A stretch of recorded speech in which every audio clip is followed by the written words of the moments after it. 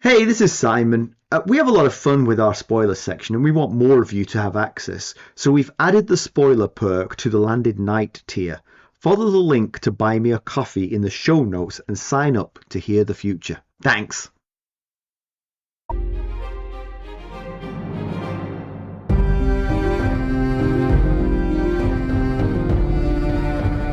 Hello, welcome to the Ghosts of Harrenhal. My name's Simon. And I'm Mackelly.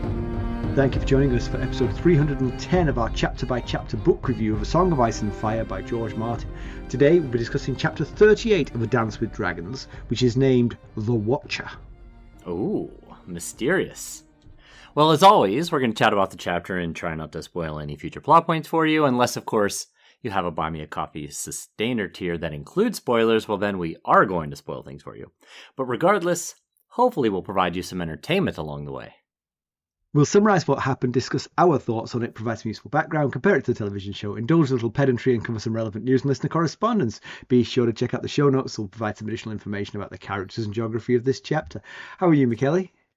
I am doing well. I've been trying to enjoy this amazing weather that we have going on right now. Yeah, I played soccer at lunchtime. It was nice.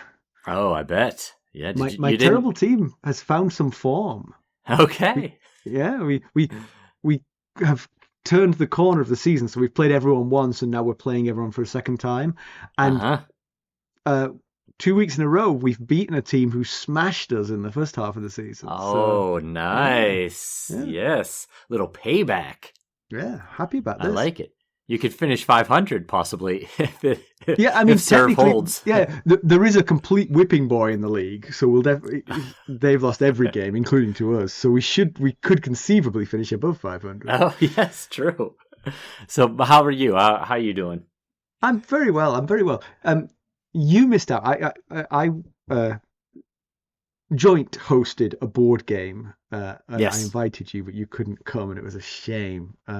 The game we played is called Blood on the Clock Tower, and it's a large-scale social deduction game. You've got bad guys and good guys, and the bad guys are bumping off the good guys, and the good guys have to figure out who the bad guys are and stop them. Yeah. And we had a tremendous time. I was talking to one of the people who played today. In total, there were 11 of us. And wow. One of the people who played today said when he left the house, he could not believe how late it was. He said he thought he'd been there for like 2.5 hours, and we'd been there 5 hours playing this game. It was so much fun. It was really good. 5 hours seems to be the magic time for gameplay. Yes. I mean, it doesn't have to be, but the time really flew with this game. It was so much fun. I think you told me it was 5 hours because you played it twice, right? We did play it twice, exactly. And yes. Almost everybody playing, it was their first time playing, so there was quite a bit of rules and setup at the beginning as well. So. Yes, okay. So the second time probably went a bit faster. Yes, exactly. I think we could knock it out in less than 90 minutes. One playthrough. Yeah, I think so. Okay. Yeah. It swells with numbers. The more people who play, the longer it takes. But, sure. Yes. With that kind of crowd, I think we could do it. But that's not my main story of the week, actually. My main story of the week concerns... I think this is the kind of story that I find amusing, but other people might not. But you know what? It's my podcast. Get your own podcast if you want to tell your own funny stories. I like the philosophy. So, at work, I have a sandwich called the McGrother.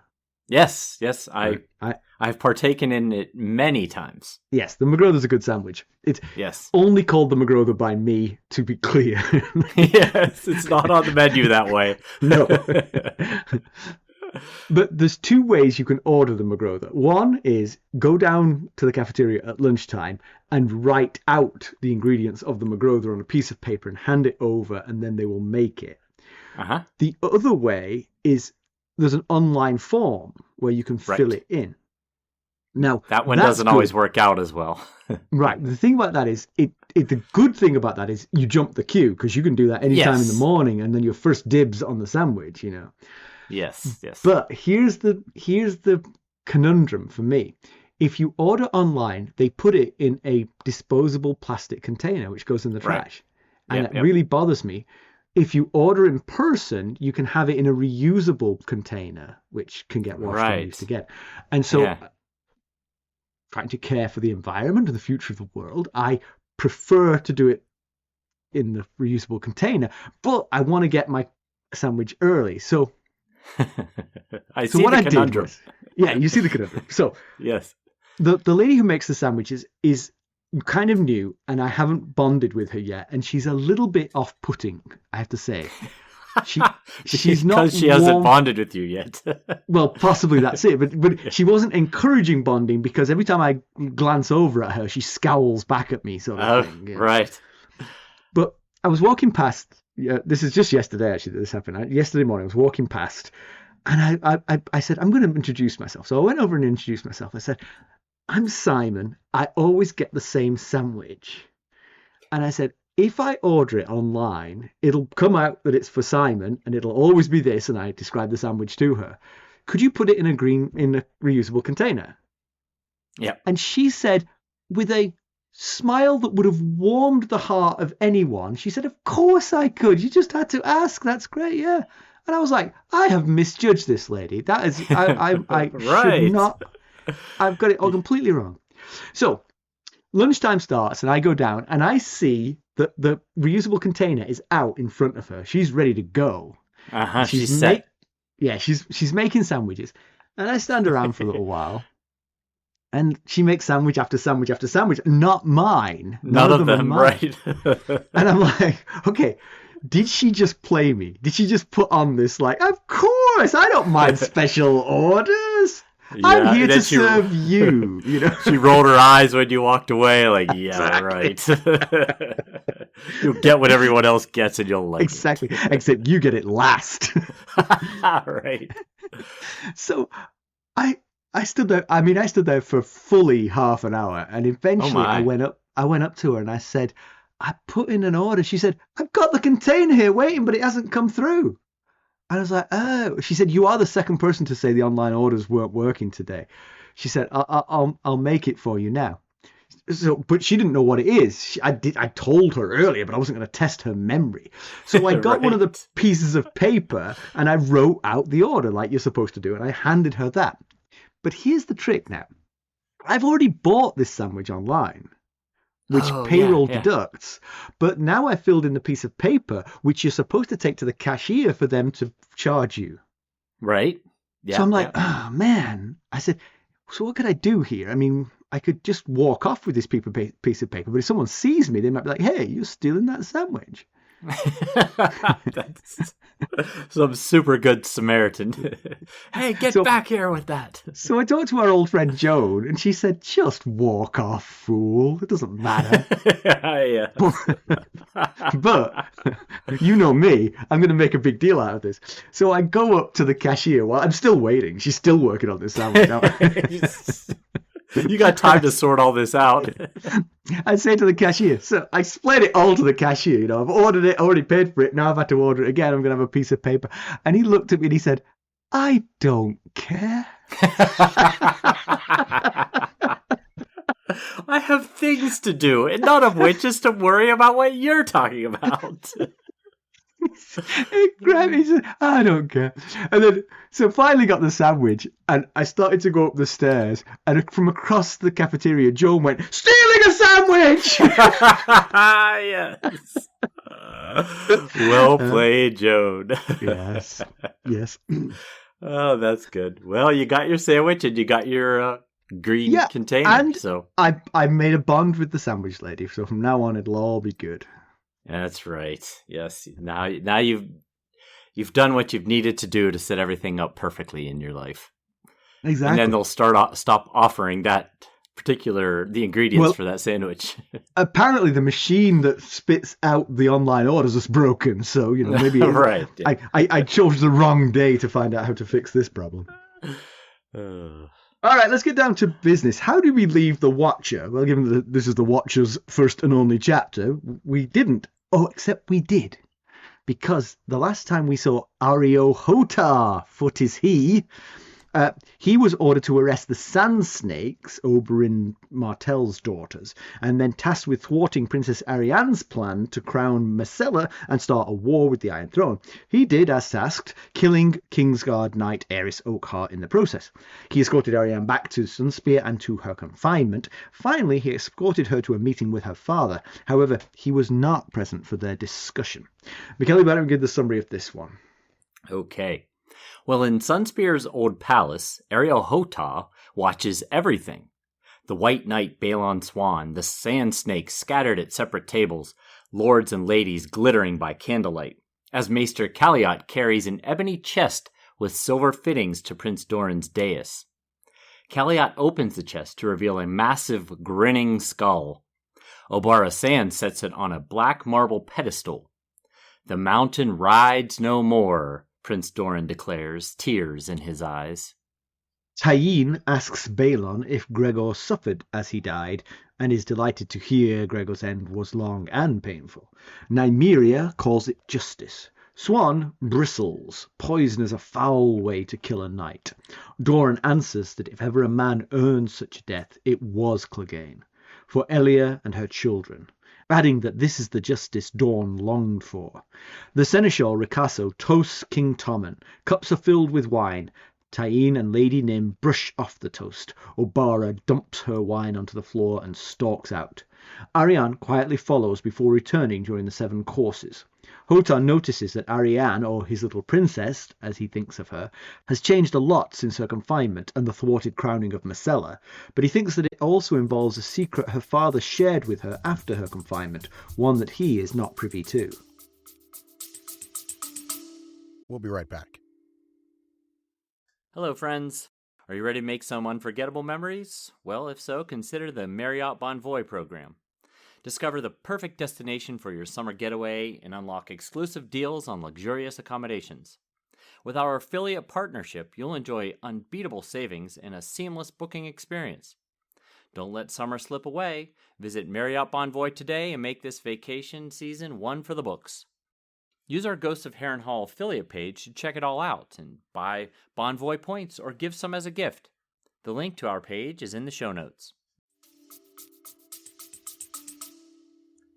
Arianne flirts with Swann, but he's wary, sweating through the spice and the politics. Doran speaks to Swann of Cersei's letter.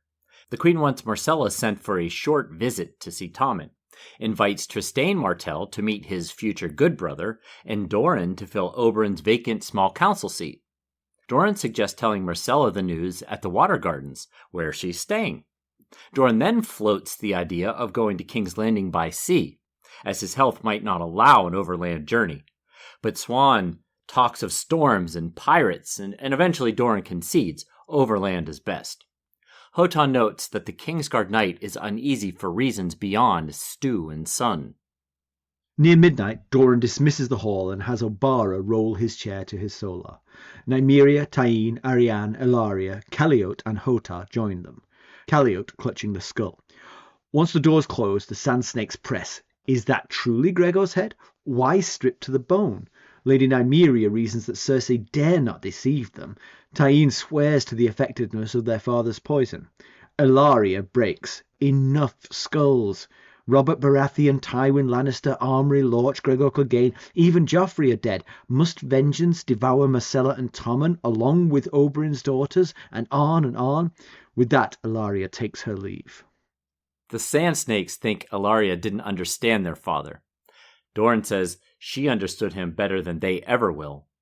Obara and Nymeria want war. Tyene adds that the Skulls could use company. Doran cuts them off, cryptically saying that the war has already begun. He adds a lesson. At the Water Gardens, children splash without rank, highborn, lowborn, all alike. It's easy to call the spears, he says, but it's the children who pay in the end. A ruler does not start a war that he can't win. Oberyn was the viper, Doran the grass that hid and shielded him. He asks whether he can trust the viper's daughters to serve as Oberyn once did. They demand tasks instead. Doran demands oaths. One by one, Tyene, Nymeria, and a scowling Obara swear on Oberyn's grave.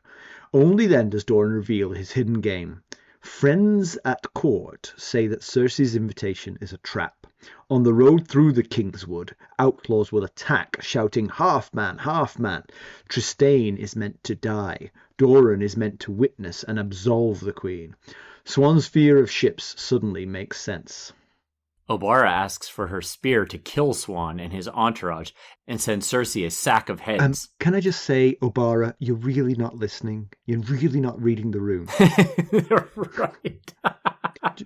Just hold on a second, Obara. I just want to tell you something. Oh, now I've told you. What do you think now? You want to send some heads back? Yes, that's what I wanted you to say. that was the moral of that story. Doran refuses the guest right violation. Instead, they will go to the Water Gardens. Myrcella will name Gerald Darkstar Dane as her attacker and Areo Hotah's killer. If Swann is the man Doran judges, he'll hunt the culprit. Obara will lead him to High Hermitage to bring Darkstar to justice. Lady Nym will escort Myrcella back to King's Landing and take Doran's seat on the small council. An ear and a tongue at court. Tyene, daughter of a Septa, will slip onto the other hill, get close to the new, unbiddable High Septon as the faith militant rises. Plan set. Arianne kisses each cousin, unbowed, unbent, unbroken, they say in unison, before departing. Arianne stays with her father. She wants to go to King's Landing herself. Doran says no. She is his heir and must stay in Sunspear. He shares fresh tidings. A great Volantine fleet has put in at least with elephants aboard. An army, perhaps more. If Daenerys sails, she'll hide herself and her dragons so as to take Westeros unawares. If Arianne's brother Quentyn has succeeded, they'll know by where the ships land. Later, Hotah lifts Doran into bed. The prince murmurs that until the mountain crushed Oberyn's skull, no Dornishman had died in the War of the Five Kings. He wonders if that is his shame or his glory. Hotah responds that it's not his place to say, reciting his vows in his head. Serve, protect, obey. Indeed. Here we are. It's good to be back in Dorne, to warm our chilled bones from so much time spent up in the north. I think in many ways Dorne is sort of the antidote to the TV show because it was kind of like it was underdeveloped and poorly handled in the TV show and Right. has such opportunity in the book. Yeah. And so it's, it feels like this is where it could really happen. And I love Areo being our main POV here, Right. because he's, I loved him in the show as well. And so in my mind's eye, even though he doesn't even closely meet the description in the book, he is the actor Deobia Operai. I had to look his name up. What a great name he had. Yes. But his outsider's view of Dorne was a great idea. I mean, he could have just been a Dornishman, right? They could have just made him a Dornishman. Right. But by making him from Essos, he becomes an outsider who's always sort of like seeing it with an outsider's eye, which is how we feel, because we came to Dorne late as well, compared to the rest of the Seven Kingdoms. Yes. And so it sort of gives us that same feel. And yeah, I think Ario's POV is perfect for Dorne. Oh, yeah, absolutely. I hadn't thought about it that way, but yeah, it makes a lot of sense. It really fits with how the reader feels about Dorne. Yeah, I like that. Yeah. He recalls finding Dorne odd when he first arrived with his own princess, and that's in reference to he's in Dorne because he was a guard for Lady Melario's family. That's Doran's estranged wife. And he traveled to Dorne with her when she came to marry Doran. And then he stayed when she returned to Norvos to guard. Well, he stayed to guard Doran when she returned to Norvos. If I said it the other way, it would sound like she was guarding. She'd Dorne. gone back to Norvos to guard Doran, which seems weird. That doesn't make a whole lot of sense. I'll keep those Novosi from invading Dorne. Yeah, that's been her whole job this whole time. That's why she's not been around. So because there's a lot of them. Although actually, I will say, reading the chapters over and over again, it does kind of like reinforce things in your head. But once you get settled with the sand snakes, they're actually reasonably easy to tell apart. They're not actually. Yes. the first time through this book, they were just one big pile of sand snakes, completely indistinguishable one from the other. But now I feel much more confident about them. So they all have unique characteristics and looks and stuff too. They do. So let's just remind you guys. Obara is the eldest. She's a daughter of an Old Town prostitute. She's big-boned and very martial. She wanted to kill Tywin and randomly burn Old Town when she heard of her father's death. Yeah, kind of sort of goes to her personality. Let's just throw a dart at the map and go, all right, let's burn Old Town. I assume it has something to do with the fact that she grew up in Old Town as the daughter of an Old Town prostitute.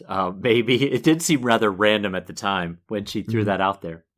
But yeah, she's around 30-ish. Nymeria, who's around 25, she's the daughter of a Volantine noblewoman, hence her nickname Lady Nym. Okay. She is slender and elegant, but also known to keep many blades hidden on her person. And Hotah was thankful that she was dressed and very almost naked. Yes, because he was like, at least she's not carrying her blades. Yes. Tyene is around 23. She's the daughter of a scepter, so she herself has that sort of faithful air to her. She's the closest in friendship to Arianne. She's blonde with blue eyes. She's sweet and innocent looking. She knows poisons very well, as did her father. She smiles knowingly when Balon says that poisons are foul, filthy ways to kill. She also, whilst not directly involved in the plan with Arianne to crown Myrcella, she has voiced the same idea. Right. Yeah. So whether that was just coincidence or she was partly, in cahoots with Arianne, it's hard to be sure. Yeah, you would think with how close she and Arianne are that there was some discussion of, what we should do? We should do this. Yeah. That being said, given that someone always talks, telling more people wouldn't be a great idea. Right, yeah. Of course, Arianne only learned that lesson after the fact. After the fact, yes. Those are the 3 sand snakes that appear in this chapter. Exactly. Really, there are only 3 active sand snakes in Dorne, and it's those 3. Yes. Yeah. The next oldest in age is Myrcella. She is 19. She is the daughter of a ship's captain. We have not met Myrcella. What we know of her is that she's off playing some game, and that she has an insatiable curiosity and loves pushing in where she doesn't belong. And such details have created much speculation and fan theory of who she might be. Now, that we there's have fan met. theory and there's fan theory, okay? Jojen paste is just made up nonsense. But where Myrcella is, I know for a fact where Myrcella is. It makes a whole lot of sense. It really does. Exactly. Yeah. And then the 4 who we've basically never seen are the daughters of Areo Sand. They are Elia, 14, Obella, 12, Dorea, 8, and Loreza, 7. And, they're children, so let's hope that they stay out of this mess. Yeah. Although Ilaria mentions that already Elia and Obella really look up to their older half-sisters. Of course, yeah. It seems like all these sisters have very close ties, at least these older ones. We don't really know the younger ones, but according to Ilaria, they admire their older sisters. And I wonder possibly if that could possibly be due to the fact that they all have different mothers aside from the youngest 4. So there's no full sibling to bond with more closely than your half siblings. Yeah. And because the full sisters are the youngest ones, they're always going to look up to the older ones anyway. So true. Yes. Yeah. And it's interesting. Ilaria's attitude in this chapter is interesting because Ilaria is a very different character in the book than she was in the TV show. She's the one who's like, we've got what we wanted. Why are we still pursuing this? This is right. Our pursuit of justice cost us Oberyn. Why are we continuing to pursue it when we got everything we desired? And I wonder if part of that is being a mom of impressionable teenagers, Very, very likely, yes. Yeah. But there's another young woman in this chapter, and that is... And actually, you know what? Arianne has, I think, always confused the issue of the sand snakes for me, because she is basically another sand snake, you know. Right. She's very close with her cousins. Yes. So Areo thinks of Arianne as his little princess, despite her being a full-grown woman who we know has used her feminine wiles to get what she wanted from Sir Aerys Oakheart. We see she tries a little bit of flirting with Balon Swann in this chapter. That doesn't go over as well as it did with Sir Aerys, apparently. And she also plotted to start a war with the Iron Throne. So she's not a little princess anymore, but I think it's quite adorable and personally rather relatable that he thinks about her that way, because I have my own little princess who is not that much younger than Arianne, and I literally refer to her often as princess. So, I get the feeling when you can only see the little girl in the grown woman. Yeah, I will say, I think this chapter has proved that the last time we saw Arianne, which although Areo didn't hear what was said between Arianne and Prince Doran, we did, because it was an Arianne chapter, right? So yes. We know that she was told the truth about why she'd always felt like a second-class citizen, and why, and what Quentyn was up to and what was intended for her. She's changed in this chapter. She is, she actually defends Doran to the Sand Snakes, she definitely wasn't doing that previously. Yes, her whole and Areo notes. And Areo notices that she is subdued. Her wild spirit has been tamed some. And of course, betrayal by close friends might also squash some of that naive, wild spirit that she had. But he thinks it has something to do with that conversation that he wasn't privy to. And like you said, we were there, and her anger toward her father, which probably caused a lot of that wildness, stemmed from the letter that she overread where he called Quentyn his heir, and she took that to mean he's going to choose my younger brother over me, despite the fact that I'm the heir, totally misunderstanding that, no, you were supposed to marry Viserys Targaryen and be the queen of Westeros. And now things have flipped. Now she is the heir, and Quentyn is the one who's supposed to marry the Targaryen and be the king consort. So yeah, all very good, but now I want to focus on Gregor Clegane's skull for a second. So yes. It's a slightly nearing strange Halloween, way. So it's a slightly strange way to present his death to them. On some levels, they didn't need it, because Tyene herself says he was dead from. I mean, Ellaria witnessed the fight. She knows that the mountain was pierced by Oberyn's spear. Yeah.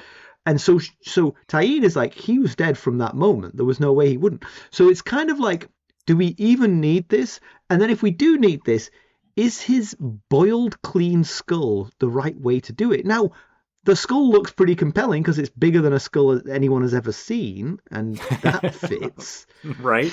That part tracks. And I'm not sure which one of them made the point, but it is a very good point that you couldn't lie about this, because the day he walks past someone, you'd be like, wait a minute, thought he was dead, Yeah. Now, we have seen Hodor since then, so we know it's not his skull, who might be the only other person we've met in this story who may be as large as Gregor Clegane. But no, yeah, that's absolutely right, except for that Qyburn told Cersei of this champion that he had that no man could ever stand against, and Qyburn had commissioned armor much too large for any human. But might it be too large for a mountain? So, there is that. Yeah. They throw that little nugget in there. Who was this unbeatable champion that requires such huge armor? Yeah. I mean, I will say, the boiled clean skull at least wouldn't rot on the journey. So maybe Balon Swann at least was grateful for that methodology. True. Especially with how long it took them to arrive, which we'll get to here shortly. He'd arrive like Alistair Thorne did in King's Landing with a rotting hand. There it is. Yeah. See, watch it move. No, it's just rotting, not moving. Those are maggots. So Doran makes a very public show of accepting this. I mean, clearly he feels like the Lannisters have paid their debts. Well, clearly he makes a show of appearing like he believes the Lannisters have paid their debts. Yes. You notice, though, he doesn't do the actual toast. He has his Seneschal do it. Ricasso do the toast, but Doran does drink to it, so. We'll be right back. This episode is sponsored by Audible. To get a free audiobook, or 2 if you're an Amazon Prime member, go to our exclusive URL, audibletrial.com/ghostsharrenhal. You can find the link in our show notes.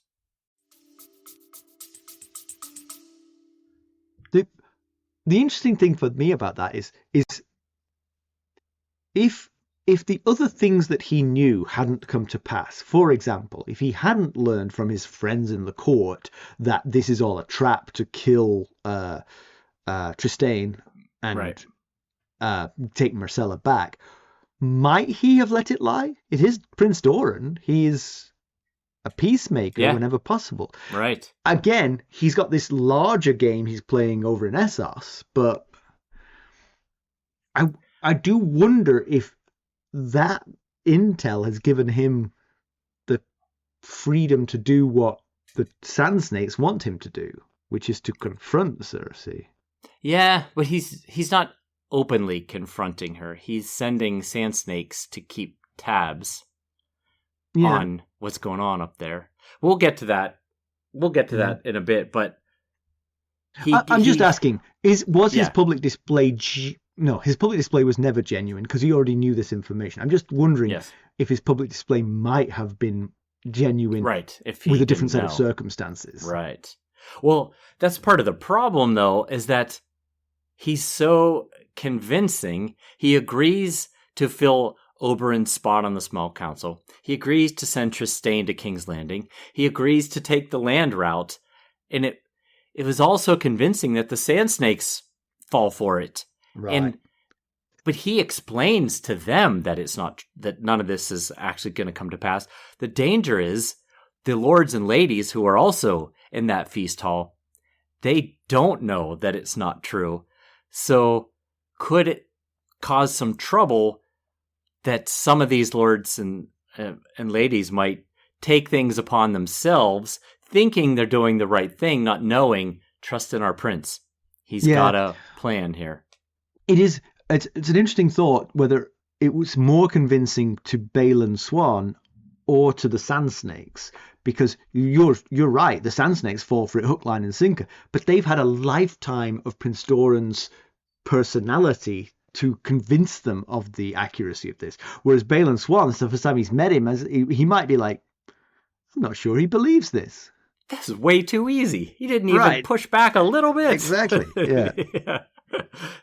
Yeah, that's. But you're right. There is the danger. I mean, like Gerald Dane. I mean, that's an example of people of Dorne taking things into their own hands. You know. Right. Areo thinks, because I don't think he actually speaks, other than it's not my place to say. Yeah.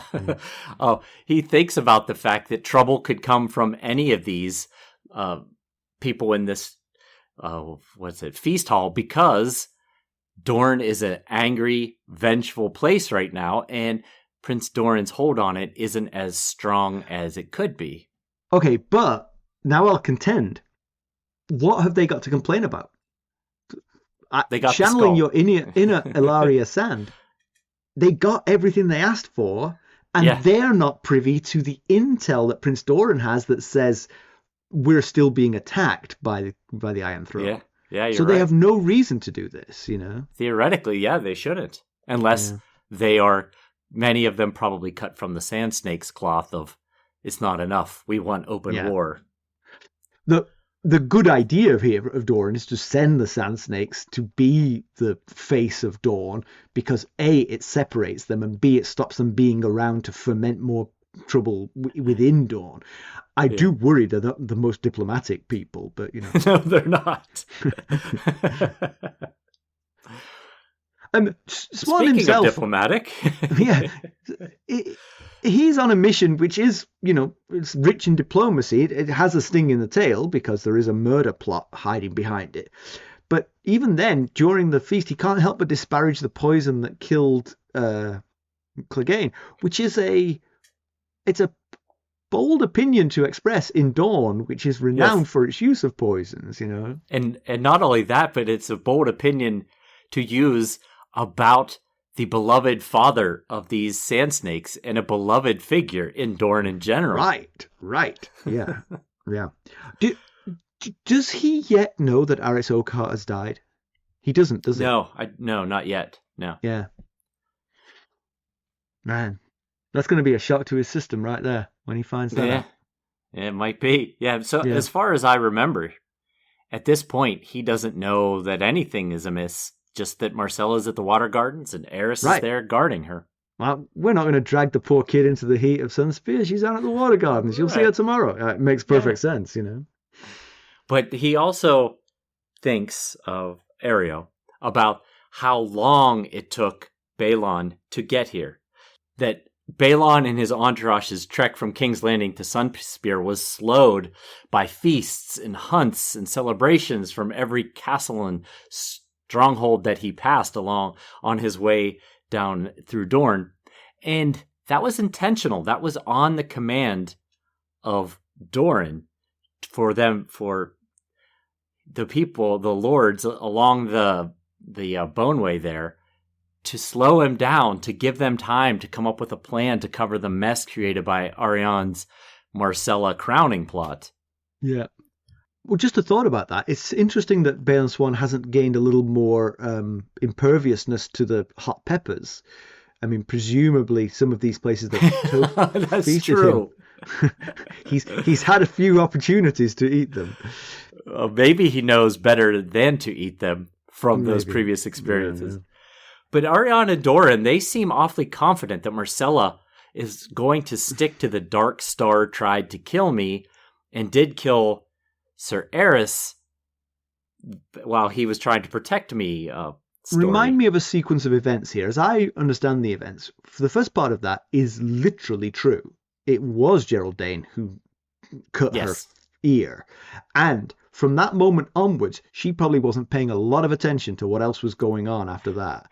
So I think you might be okay here, because telling her, hey, the person who killed your friend here was the same guy who cut your ear, would make a lot of sense to a young girl. Makes a lot of sense to me. I can't recall. I think it might have been that Aerys died first, because everybody surrendered. Gerald surrendered. And I think it was when Areo Hotah was killed that Gerald took the opportunity. I'm going to try and start this war by killing Myrcella, because he wanted to do that in the first place. Let's just kill Myrcella. That is different. Yes, I agree. Now you're really relying on Myrcella to stick to the story. I mean, yeah. But if I remember correctly, when Arianne got out of confinement and was talking to her father, it dawned on her then, he wants me to use my relationship with Myrcella to convince her to tell the story that we need her to tell. Right, which again, one more time, that's not Prince Doran being a coward. That is the smart thing to do. Anything else is real trouble for Dorne. If they come up, if the truth comes out, oof. Yeah, it's not like it's just a scratch or a scar. She's literally missing an ear. That's going to be hard to hide. She can comb her hair over that side, but that's only going to last for so long. Yeah. But Balon says he's eager to see Myrcella again. Yeah. And he was definitely in King's Landing, and I'm sure saw her, but not as a member of the Kingsguard, because Balon replaced Preston Greenfield when he died in the riot following Myrcella's departure. don't start conjuring the concept of a fake Myrcella as well. We can't cope with any more of these. It's her. No, this is her. This is her. Yeah. But the one I knew had 2 ears. So Swann must see the dissent all around him. I mean, like when the toast is refused by 2 of the sand snakes and dumped out by the 3rd, that's a clear sign that not everyone is drinking the king's health here.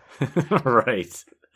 Yeah, that's again, that just goes to I'm sure there were other people in the room who were making maybe some faces. Right. It must worry him because if there was contentment here, then his plan is quite simple. All he has to do is sort of like just go with the party back along the bone road, and then the trap will spring and everything will fall into place.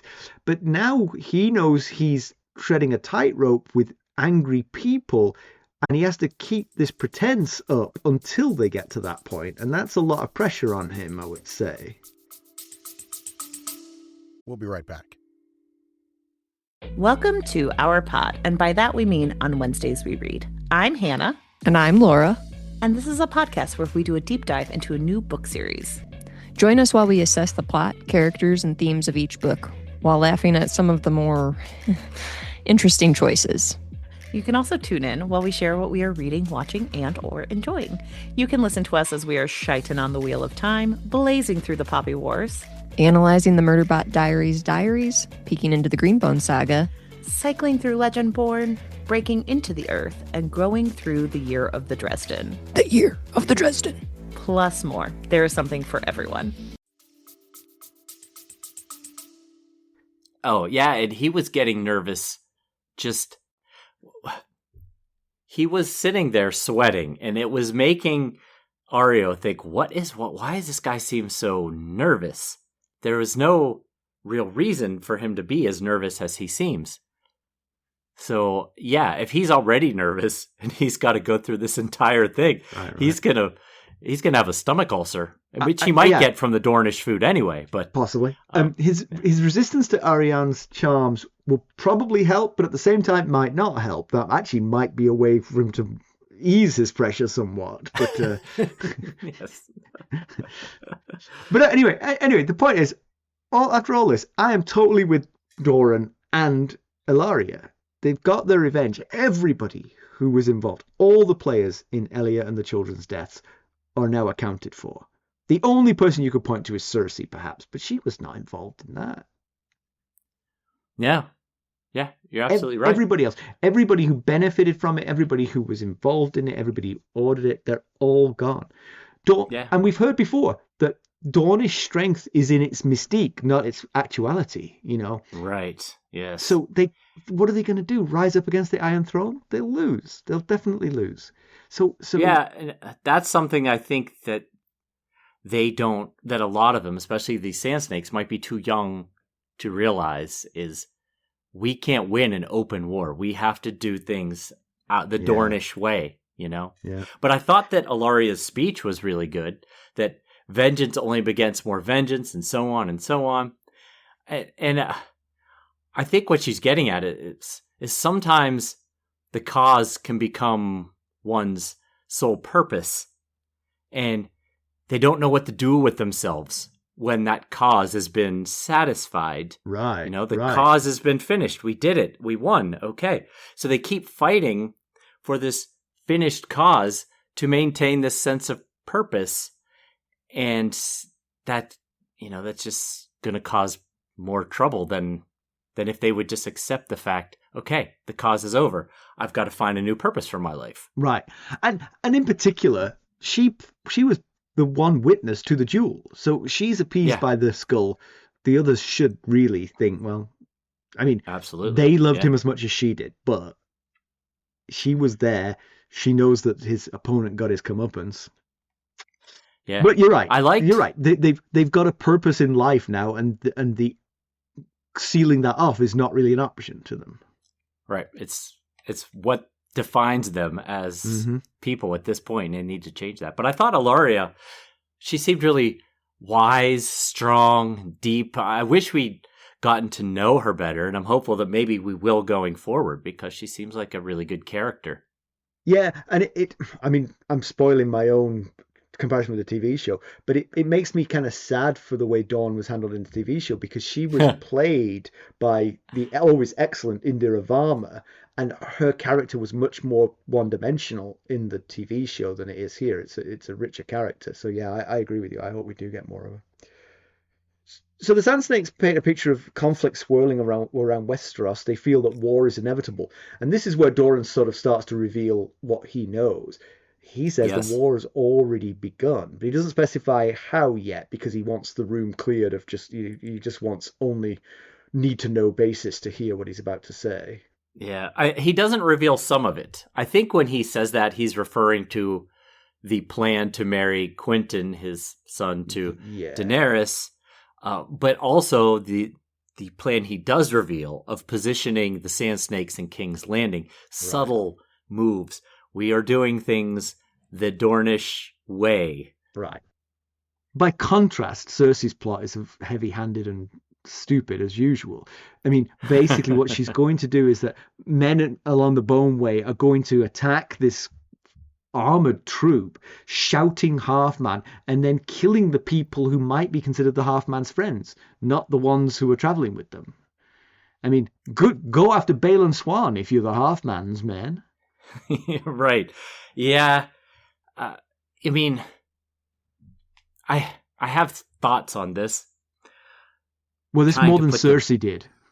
I mean, okay, so Doran tests Balon on this with the suggestion of going the sea route. Yeah. And Balon balks at the idea, which shows some culpability in this plan.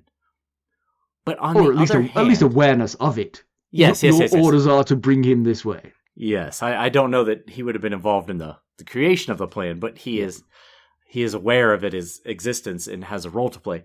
But I question the validity of the information, because we were in Cersei's head a lot in A Feast for Crows, and we never heard of this plan. It definitely sounds like her brainchild, trying to ruin Tyrion's reputation, making him a wanted man in Dorne. But her focus tends to be closer threats, like Marjorie Tyrell, and trying to find Tyrion's decapitated head. And she even considered at one point sending for a Dornish master at arms for the Red Keep to anger the Tyrells. So I get, like, you think about motive. What would be the motive for her to go through this? And I think... Well, okay, can I jump in? Absolutely, yes, please do. She wants to blame Tyrion for everything. So that is one motive. Yes. She wants Trystane out of the picture so that Myrcella does not have to marry Trystane. Yes. She wants an excuse to not send Myrcella back. And the fact that she can't be kept safe by these people, little does she know that's already been proven pretty strongly. But so all of those things do give some impetus, some motive to Cersei for this plan. However, I think what you're actually getting at is maybe Doran's friends in King's Landing are actually extrapolating and exaggerating a little bit what's going on up there to try and, I don't know, keep the pot bubbling a little bit, you know? Right. Yes, and I think you're right, first of all. The biggest motive she would have is not wanting Myrcella to marry Trystane. And killing him with his father, which is why as a Trystane is the witness, target, not Doran. You know, I mean, Doran's in that party too. That could create an open war with Dorne, which I would think even Cersei would know that's not a good idea. So, but yeah, his father witnessing the whole half-man chant, and that would further ruin any reputation Tyrion might have. So I think that is, if this plot is real, I think that is the motive behind it. But if it's not, where did it come from if not her? Would have come from Varys? He's known to be destabilizing the realm for a Targaryen reemergence. The plan seems to be Aegon and Daenerys, so the Quentyn and Daenerys thing doesn't fit unless we're going to go with the 3 heads of the dragon thing there. But that brings another question. Does Varys know about the marriage plan between the Martells and the Targaryens? We always assume Varys knows everything, but that was kept very secret. Yeah. So, but is he also, I mean, multiple irons in the fire? Is he now, let's call this person Varys, just because we don't have any evidence. But does he also know of Aegon? And is he hoping for an Arianne-Aegon marriage? Well, if it's Varys, then he definitely knows about Aegon. Right. Because he's a part of the plot with Illyrio. As far as that, Arianne, I think his initial plan would, the plan they're moving forward with would be Daenerys. Maybe Arianne would be a good backup, but without Daenerys, Aegon looks a little Fagon. Yes. Yes, exactly. Well said. Yeah. So, I mean, the other option is that Doran is lying to the Sandspears. That Doran is lying to the Sand Snakes. Why would he be doing that? To keep them from causing more trouble and give them tasks to distract them from causing trouble? Yeah. But in many ways, again, if he hasn't learned this intelligence, then he's got no beef left. There's no beef with the Iron Throne anymore. Apart from this plot to kill his son, right? So if he's making up this plot, then he's as bad as the Sand Snakes for wanting to keep this feud going. Yes, it's true. And that doesn't seem. Why like would Prince he do Doran. that? No, that doesn't seem like Prince Doran. That's very true. Yeah, it gets a bit muddled in there. Yeah, but anyway, he has his own counter plans. And that means that involves the Sand Snakes. And so he's going to send Obara with Balon Swann to High Hermitage to get rid of Gerald Dane, who is going to take the fall for the mutilation of Myrcella, guilty, and the murder of Areo Hotah, not guilty. No, but hey, you're gonna. He's done one. You might as well throw both at him. Yeah, I'll come back to Obara, but also Lady Nymeria to the Small Council. Again, I'm not 100% sure about that. She's pretty hot-headed. Maybe not as bad as Obara, but it does feel a little combustible to have her and Cersei on the Small Council together. Agreed. Cersei's going to love having another woman on the Small Council, especially one so young and beautiful and fiery as Lady Nym. And we learned from those Battle of the Blackwater chapters, that Cersei is not a feminist. She's a Cerseiist. She thinks that all other women are unequal to her and are dumb and pointless, and only she is smart enough to actually do things like the men are tasked with doing. Yeah, and then Tyene to King's Landing to court the faith, and that's a very Doran ploy right there. No particular reason for it, but he recognizes that the faith is rearming and gaining in strength, and he wants someone who he can legitimately say is faithful to be his eyes and ears in that group. And so the idea is to get her close to that new High Septon. He seems pretty impervious to me. I'm not sure how close she's going to get, or if she does, how much she'll be trusted. I think she might have the toughest job of the three, because this new High Septon, or High Sparrow as some are calling him, isn't your usual Septon, and I feel like Tyene might be doing a lot of scrubbing of floors and cleaning of chamber pots. Right. I don't know how she's going to feel about that. Of the three, I think Tyene is the one probably most willing to do that for the longer term good. Right. But yeah, I take your point. So coming back to Obara, so the thing is that 3-headed plan right there, 2 parts of it are sort of a fait accompli. They need someone on the Small Council.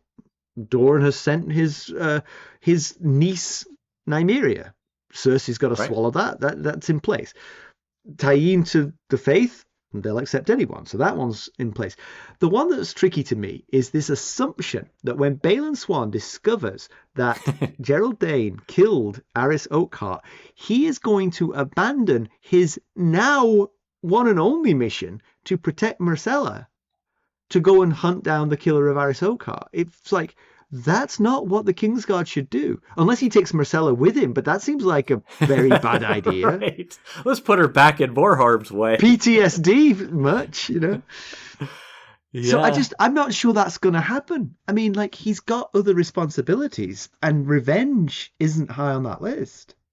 Yeah, I see what you're saying. It doesn't protect anyone from the royal family to do it. I think it would require Myrcella asking him to do it, saying, I want you to avenge my... They really got her as a puppet on a string, don't they? If they get that. If she voices let me go through my list, Balon. All right. First of all, it was Geraldine cut off my ear. Secondly, it was Geraldine killed Areo Hotah. I know, it doesn't make much sense to me either. Thirdly, I really want revenge against Geraldine. You're going to have to go. Doran says at one point that Geraldine has fled out of their reach to High Hermitage. That's because High Hermitage is on the far side of Dorne from Sunspear, complete opposite western side. It's a long journey. You know where Doran is prince of? Dorne? So it's not totally out of his reach. I mean, it's like in his jurisdiction, really, is what it is. Yes, but not a reach he wants to reach for himself. Oh, yeah, I totally understand that, yeah. So that's the bit of the plan that doesn't seem to hold water for me, but anyway. I really think it's wonderful that, because people only get partial information here, they draw the wrong conclusions. Yeah. I always love it when wrong conclusions get drawn. Yeah. Doran thinks that the army that's now in Lys refueling might be Dany and Quentyn, and that the elephants on board might be a code for dragons. Yes. Which, of course, they're not. They're elephants. They're really elephants. 99% sure that it's going to be Aegon and the Golden Company, right? I mean, that's not a spoiler to assume that, I think. But it throws up an interesting conundrum for Doran. Would he marry Aegon to Arianne? Would he marry Arianne to Aegon, I should say? Hedging his bets, because of course if Quentyn were to come back with Daenerys, then Doran would be like, oh god, oh no, what have I done? Yeah, but dragon has 3 heads, we got 4 heads here. One of you needs to go. We've decided, Aegon, you are a fake after all.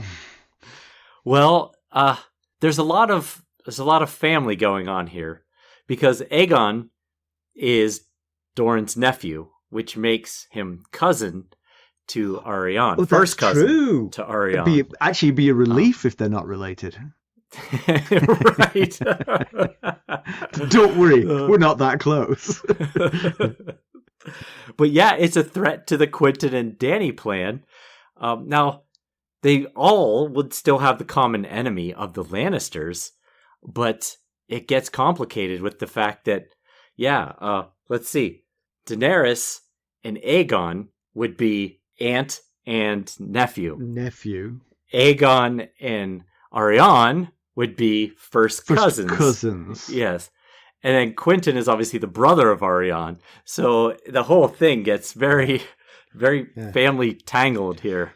Yeah, but it does. I will say, when they land, it will create an interesting conundrum for Dorne, though, for sure. I mean, because even without a marriage, do you support this?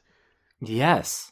Right. Because you're hoping something better is coming along next, and overreaching now might be a bad idea.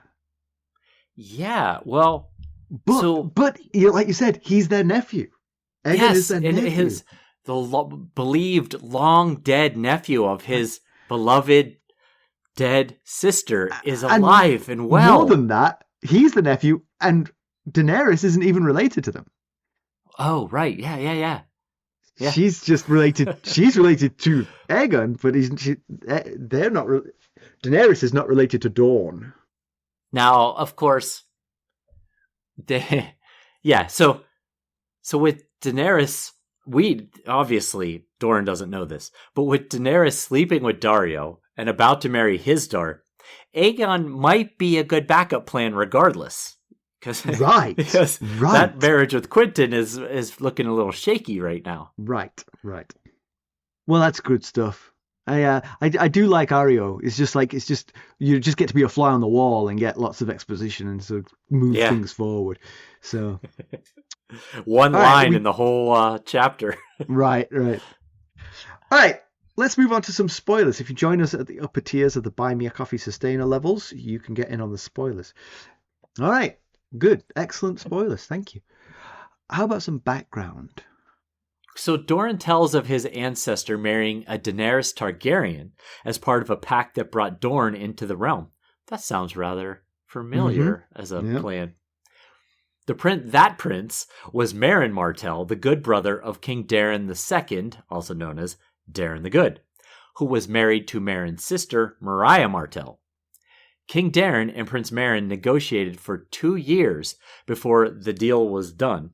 Meryn wed King Daeron's sister, Princess Daenerys.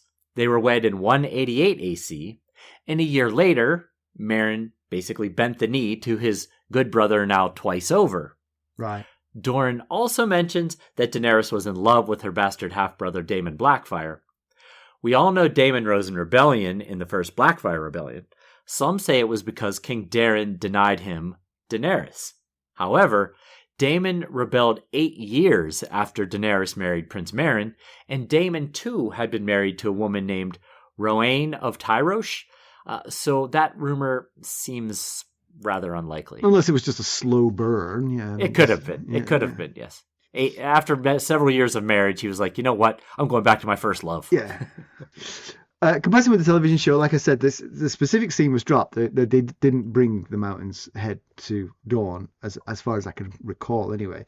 But as I've sort of indicated throughout the chapter, the Sand Snakes insurrection was kind of like voiced and headed by Ilaria Sand. She was made the sort of, and so she's very different. It's ironic. Yeah. She was much more militant in the show, and in fact, I remember this. Yeah. Yeah. So yeah, the whole simplification of Dorne led to that decision, and it was a shame because, like I said, I think it wasted her talents, and it also made the Dornish more sort of monochrome. You know, one-dimensional. Exactly. Yeah. There was less debate amongst themselves. So it's a shame, but that's the way it goes. Yep. Pedantry Corner. I didn't notice anything here. I do think that plan for Balon Swann is a little bit of a stretch. I just think it's the wrong thing. As a Kingsguard, he's on his own. He's got to make his own decisions. Right. But if I was a Kingsguard joining another Kingsguard who was defending the Princess of the Realm, and to find that Kingsguard was dead, I would not leave the princess's side. Yeah. No, that makes sense. It's your job to guard the royal family. Right. But what do you do if she says, I want you to defend and defend my honor? I would take her by her good ear and take her with me. We'll send someone else to do that after I get you safely back to King's Landing. Right, exactly. I like it down here. I'll come back after the princess is safe. Yeah. Uh-huh. Okay, news and notes. Well, so we have a one bit of news here that's very exciting, and that's that we have a new sustainer. Ray has joined us at the Landed Knights. Thank you, tier, Ray. So that's awesome. Any relation? I don't think so. I don't believe that is a first name. Okay, I see. Different thing. Okay. Well, although a lot of people think my name is the other way around. It's actually not. So. Yeah, you have a last name for a first name and a first name for a last name. People are going to make that mistake. I understand. I can see how that would happen. Yes. Well, thank you, Ray. Thanks for joining us. Yeah, we're looking forward to getting to know you better. Hopefully you enjoyed the spoilers, because Landed Knight Tier gets you access to that. So yes. Thank you very much. And we also have a review. Would you like to read it? And you'll see when you get to the bottom of it why I'm asking you if you would like to do this. I'm willing if you're good for that. Okay. This is from Eric41. at podchaser.com. One of my favorite podcasts. Thank you. I first started listening a few years back when I did my first read through of the books. Back then I wanted something to help me understand every little detail of George Martin's incredible book series. Unfortunately, I soon hit the point where the new episodes were only available once per week, so I grew impatient and continued reading without listening to the podcast along with it.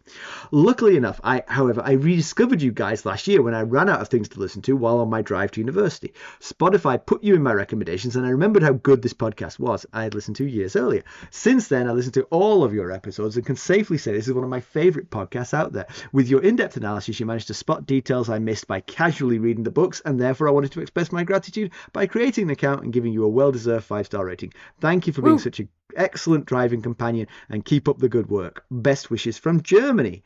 And by the way, Simon, your German was surprisingly good. Maybe you should start learning our beautiful but admittedly hard to learn language. Well, thank you, Eric. Yes. I'm glowing with pride here. That's why I asked if you wanted to read it, because of the ending there. But it's a wonderful. Thank you for. I mean, that took time to put that together. So thank you really so much, Eric. Thank you. Yeah, greatly appreciated. Let's put a line under this one.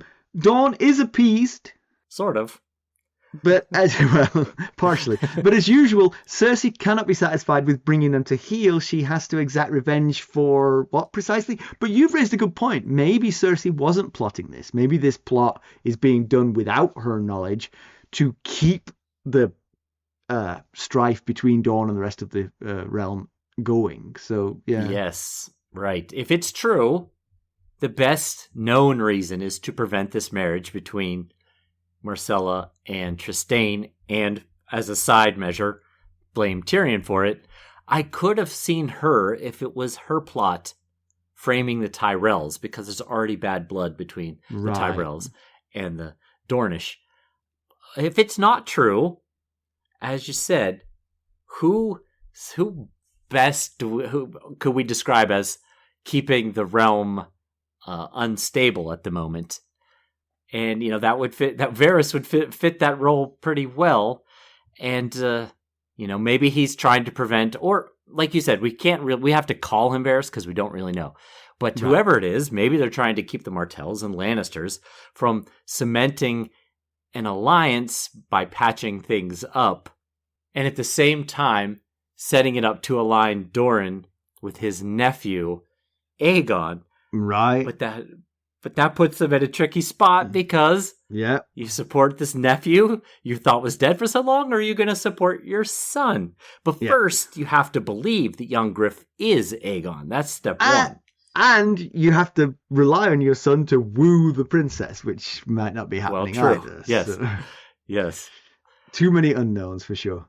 Exactly. But anyway, I mean, I think Cersei is involved here. I really do. I think maybe she's being manipulated a little bit, but I think she's partially involved. I don't think Balon Swann follows through on these instructions if they just came from Varys. He needs to hear this from the Queen. Yes, but we're assuming that because he seems so nervous and didn't like the sea journey plan, that means he is aware of this plot. It looked suspicious, I'll give you that, but it could have been for other reasons. Maybe he really was worried about pirates and peppers, yes. So, yeah, I don't know. So, but anyway, if it is Cersei, what she has achieved by this is further animosity from Dorne and a sand snake on the small council. And she ain't gonna like that. She's not gonna like that one. And possibly an overture between Dorne and the Faith, who may not have happened yet for her, but she's gonna fall out with the Faith pretty hard in the upcoming time frame. That is definitely on the way. Mm-hmm. But isn't it a little odd that we wouldn't have heard about this plan? We were in her head so much in A Feast for Crows. Yeah. And this is a pretty major plan. It just feels weird that we wouldn't know about it. It does have some of her hallmarks, not being very well thought through. And yes. blaming Tyrion. That's pretty much how she does things, right? Right. But of course, it's not hard to fake a Cersei plan if that's the criteria. I was just going to say that, yes. Yeah. Anyone who knows her, like, well, what would I do if I only half thought this through? Yeah. Well, just do that. Yeah. again, Balon Swann, I think his instinct will be to protect Myrcella, not to exact revenge on those who harmed her. But maybe I'm wrong about this. And if he doesn't follow their lead into this trap, then what? Then is he coming with them when they go up the Bone Way? Is that going to spring the trap that they're trying to avoid? Because I see part of this as you're sending him off to kill him, presumably. You're sending Balon off to kill Gerald, right? Right, but I think, aren't you doing that to try and kill Balon? I mean, Yeah, that seems, it's a long, strenuous, dangerous journey. It's very possible he might not make it back. Right. So is that to try and help? Because you are going to send a party north along the Bone Way, or perhaps you're going to send them by boat. To avoid springing the trap, do you not make sure you don't have Balon Swann in your party? Yeah, that's a really good question. And will Trystane go with, as proposed, will Trystane go with that party? That seems really dangerous. Right. I mean, here's the other thing. I mean, when he goes off to High Hermitage, do you say, all right, we'll send Myrcella and Trystane off as you asked? And then as soon as he's out the door, you ain't going nowhere. Trystane, go to your room. Right, exactly. You can play Cyvass as much as you want. I don't care. Right. But that all leads to, like you said a little bit ago, 2 very combustible sand snakes headed toward King's Landing. And we know King's Landing is already a pit of vipers. So I see what you did there with the snakes. Yeah, we're going to have a lion and a viper in a pit together on the small council, and that's going to be fascinating. Yes, it is. Yes, it is. And poor Tyene, I just hope she better practice her pot washing skills. And if the High Septon might want to hire a taste tester if he has her washing too many floors and pots and such. All right, next week we'll be back up from the heat to the cold. We're going back to the Wall for Jon. Yeah, so grab your warmest cloak and say bye to the nice warm sun of Sunspear. High Delta T, this one. All right, there's 3 ways that you can help us. You can leave us a positive review and a 5-star rating, as Eric41 did. Or you could buy us a cup of Arbor Gold at buymeacoffee.com/ghostharrenhal. There you can join us at any of the various sustainer levels. There's a tier to match your budget and interest. And if you join at the upper tiers, as Ray did, you get the spoilers. Or you can make a donation directly to our cause at our website, ghostsofharrenhal.buzzsprout.com. And if you're looking for more ways to interact with us, well, one thing you can do is you can send us a text. A link is at the top of every episode's show notes. Although please keep in mind, we have no means of responding, but we do very much appreciate and enjoy reading them, especially when they say nice things. And if you're looking to keep up on the latest Ghosts of Harrenhal news and developments, well, I suggest you check us out on our social media. You can follow us on Twitter at Ghost Harrenhal. We're on Facebook, Instagram, Discord, and YouTube. Thank you for listening. Thanks. Bye. Bye.